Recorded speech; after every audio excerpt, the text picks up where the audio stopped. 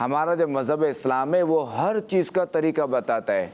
تو جہاں ہمارا مذہب اسلام کھانے کا طریقہ بتاتا ہے، سونے کا طریقہ بتاتا ہے، تو وہیں ہمارا جو پیارا پیارا مذہب جو ہے یہ ہمیں چلنے کا بھی طریقہ بتاتا ہے کہ کس طرح چلنا ہے.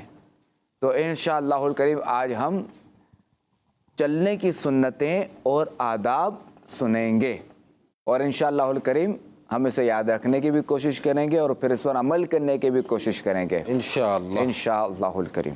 اللہ تبارک و تعالی اپنی پیاری پیاری کتاب قرآن پاک میں اللہ تبارک و تعالی ارشاد فرماتا ہے، جس کا میں ترجمہ عرض کرتا ہوں اردو میں. اللہ تعالیٰ فرماتا ہے اور زمین میں اتراتے ہوئے نہ چل، یعنی تکبر کے ساتھ نہ چلو. تو پیاری بچیوں، ہمیں جب بھی چلنا ہے نا تو تکبر کے ساتھ نہیں چلنا. تکبر کیسے بچیاں سمجھیں گے؟ ہاں جو تھوڑا یوں کر کے یہ تھوڑا میں کچھ ہوں.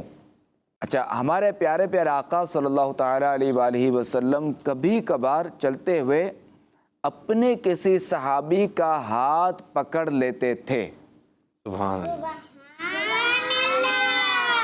اچھا، اب چونکہ ہم تو بچے ہیں نا، بچیاں ہیں، تو ہمارے جو امی ابو ہیں وہ ہمارا ہاتھ پکڑ لیتے ہیں چلتے ہوئے. ٹھیک ہے، پکڑ لیتے ہیں نا.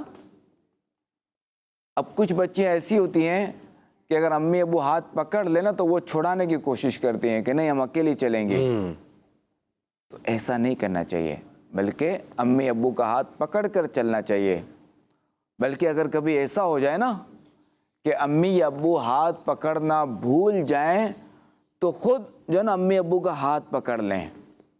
اچھا، ایک تو یہ. دوسرا یہ کہ جب بھی چلیں، روڈ ہو یا گلی ہو تو ہمیں اس کی سائیڈ میں چلنا چاہیے، بیچ میں نہیں چلنا چاہیے. بیچ میں کیا آتا ہے؟ گاڑی آتی ہے، موٹر سائیکل آتی ہے، سائیکل آتی ہے، جو کہ گاڑی سائیڈ پہ نہیں آتی، فٹ پاتھ پہ نہیں آتی.